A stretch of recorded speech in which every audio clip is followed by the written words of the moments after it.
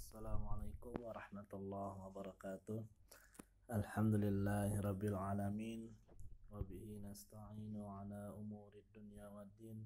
Wassalatu wassalamu ala asrafil anbiya'i wal mursalin wa ala alihi wa sahbihi ajma'in.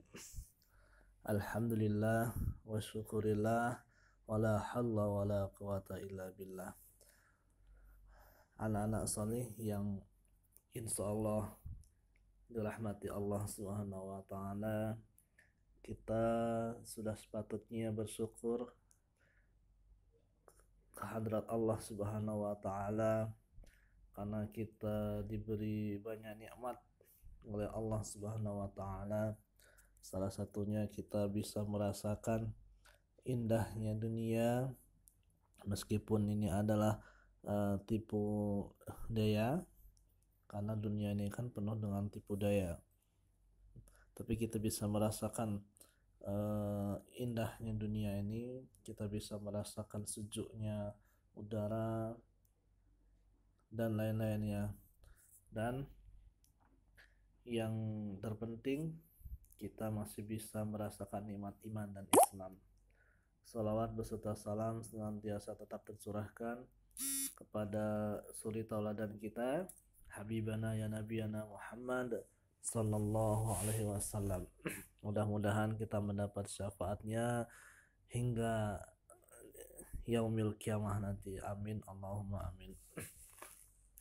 Baik, anak-anak yang solih, yang insyaallah dirahmati Allah Subhanahu wa taala, materi kita pada kesempatan kali ini yaitu tentang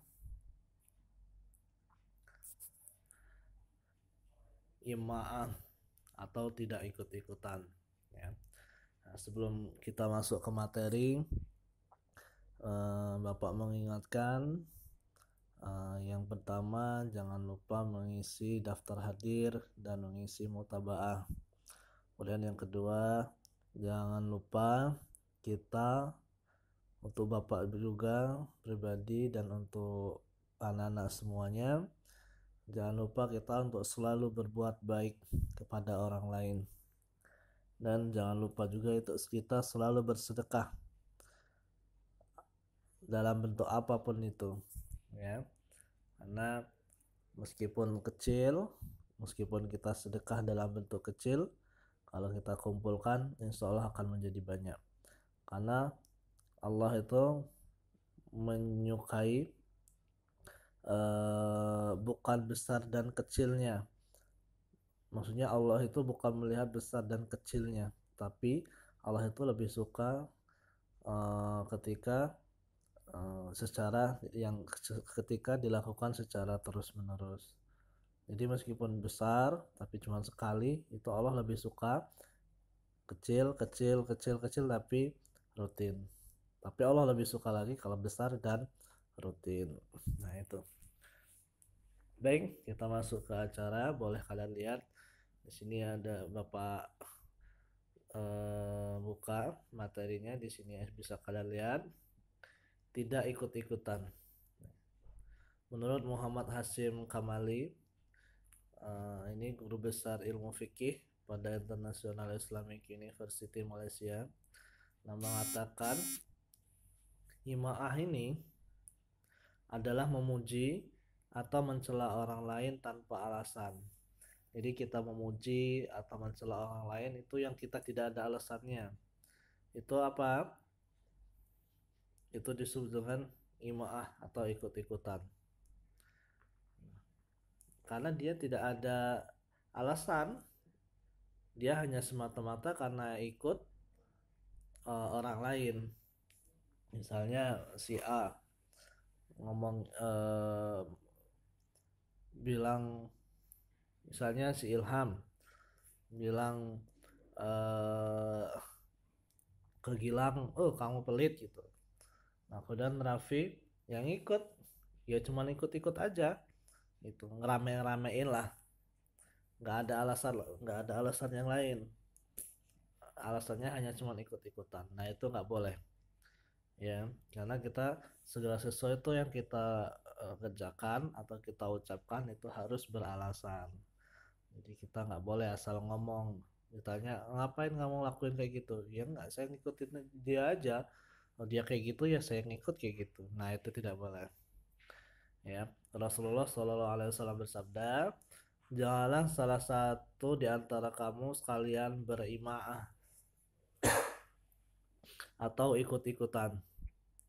Ya, yang jika orang lain baik maka engkau baik, dan jika mereka jelek maka engkau ikut jelek pula.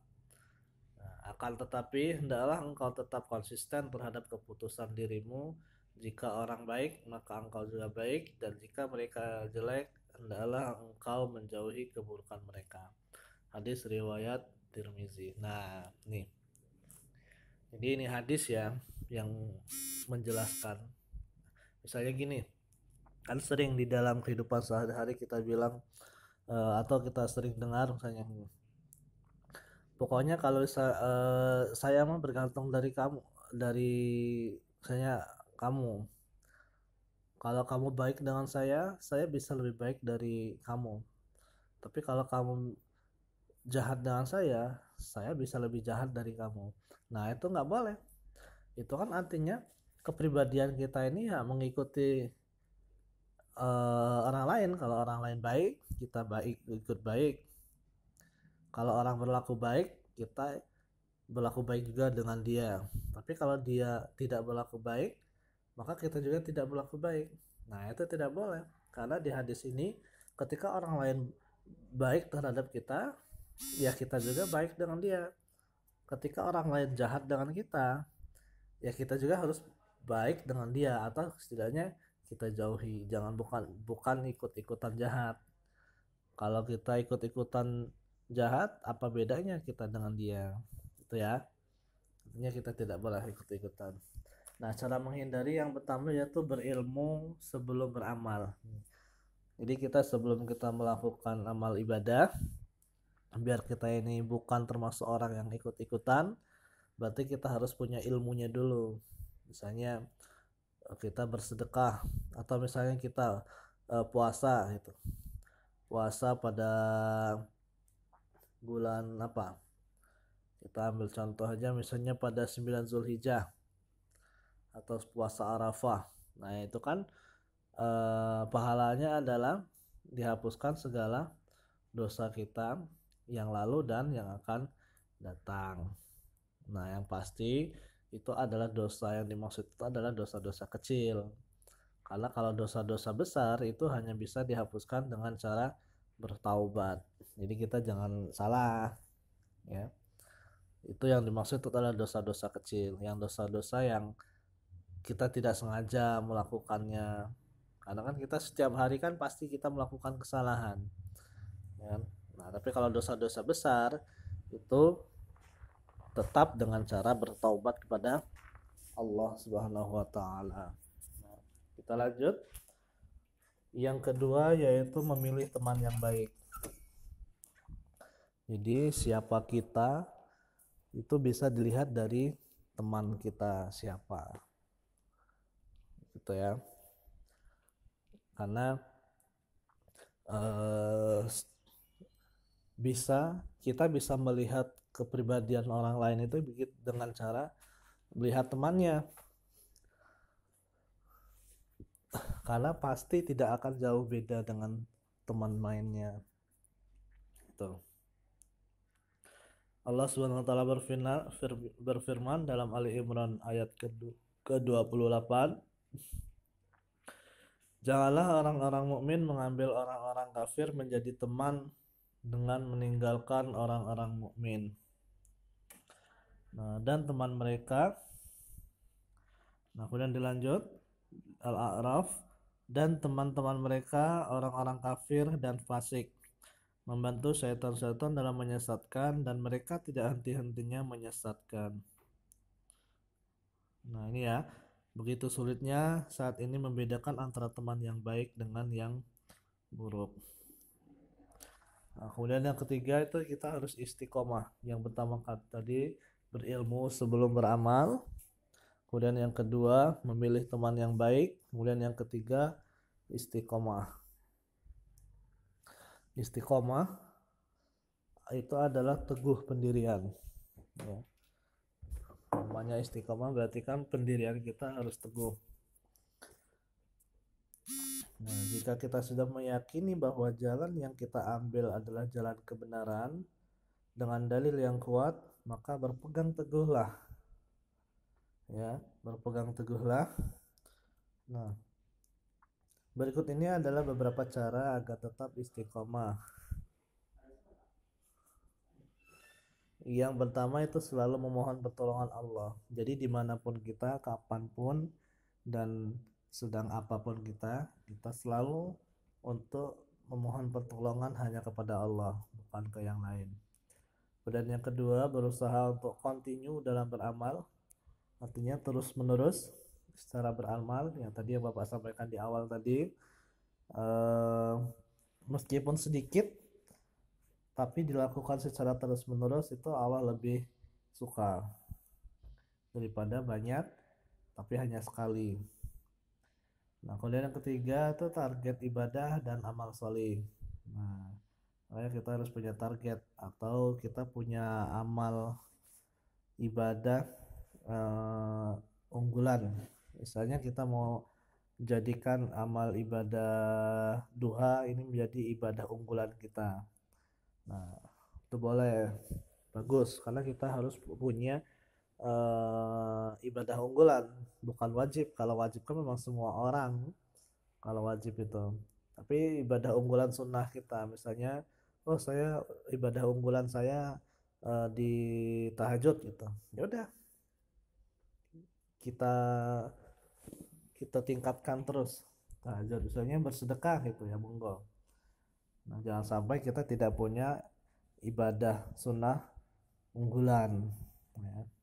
Kemudian yang keempat, selalu introspeksi diri. Nah, ini penting karena introspeksi diri ini adalah salah satu cara kita untuk selalu merendah diri, ya, untuk selalu berprasangka baik dan selalu untuk memperbaiki diri kita supaya terus menjadi lebih baik.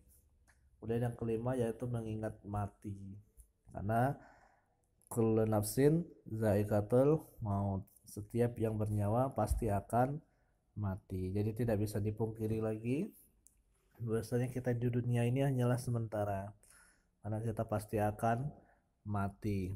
Kapan? Nah, wallahu alam, itu hanya Allah yang tahu. Ini materi kita tentang uh, imaan atau tidak ikut-ikutan, ya. Jadi pada dasarnya kita itu harus punya ilmu sebelum untuk melakukan segala sesuatunya, supaya kita tidak termasuk ke yang imaan ini, ikut-ikutan. Walau alam bisawab, mudah-mudahan bermanfaat. Bapak akhiri, wassalamualaikum warahmatullahi wabarakatuh.